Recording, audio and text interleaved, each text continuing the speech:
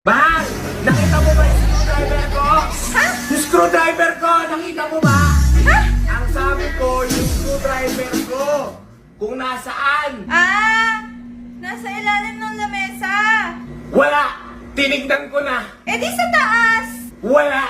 Nandyan lang yun, tignan mo lang. Wala nga ang kulit! Inuuna kasi bibig kaysa mata eh. Wala nga! Tinitignan ko na eh! Anong wala? Bulag ka ba? Mahal! Oh. 10 taon na tayong bulag! Oo nga pala.